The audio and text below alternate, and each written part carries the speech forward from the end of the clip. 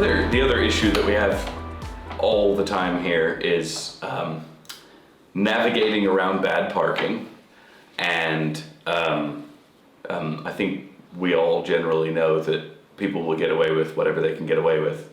So yeah, it makes being on the roads a little scary no matter what kind of transport you're using. When we are cycling, we're more towards the left-hand side, you know, we're by the drains, we're by the potholes, there's broken glass, twigs, litter, you name it, literally everything. And my son travels to school daily by bike. So yes, I send him off with fear in my heart, to be honest, every morning, and hoping that he comes back safe and sound.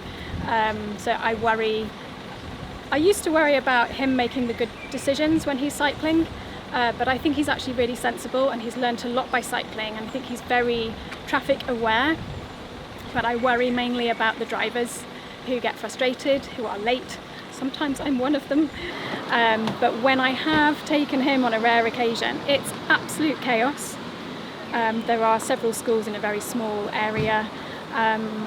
There are cars blocking the roads, there are cars blocking the pavements. I think it's unsafe for everybody involved. The way things are going now, the public transport is the best way to get to town. Yeah. Because obviously, you know, you got to go and park your car up, and obviously, you know, by the time you do all that, you probably find your parking space, get the bus, you're already there. Yeah. Or even if you walk to a certain amount of distance, you get in there before you come.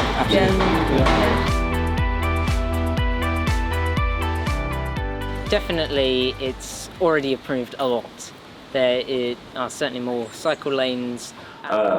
But all of that requires that the cars aren't on the pavements, which we can't guarantee right now.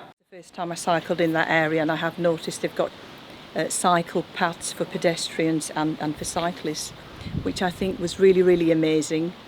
Reason for that is it gives you the confidence you can ride safely.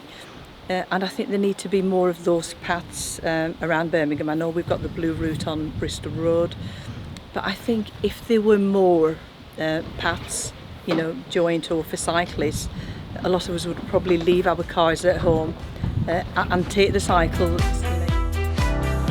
I think I'm most excited for the increased sense of safety when you're moving around Birmingham on foot, on bike, by public transport. I think safety is, you know, as a parent, as a human being, I think we all need to feel safe. And I think while it feels so aggressive on the roads, it's not safe as a driver, let alone as a cyclist or a pedestrian. So for there to be some sort of shift in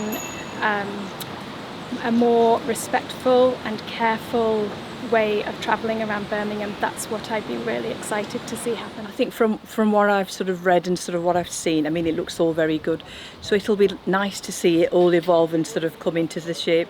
And I think it's going to be a learning for everybody. I'm a retired GP. Only two things matter: addressing inequality and the climate crisis. The Transport Plan does this by enabling people to move actively and cheaply around the city.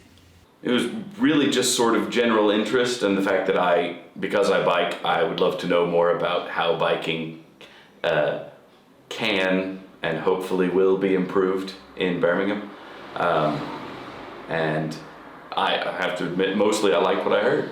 Making people more aware of cyclists, that's the main thing. I'm definitely most excited about the aspect of cycle lanes on every road. So even if it's just a small cycle designated area on the side of a road, that'd be brilliant, because it just gives cyclists like me a safer environment to cycle along without having the risks of cars passing too closely.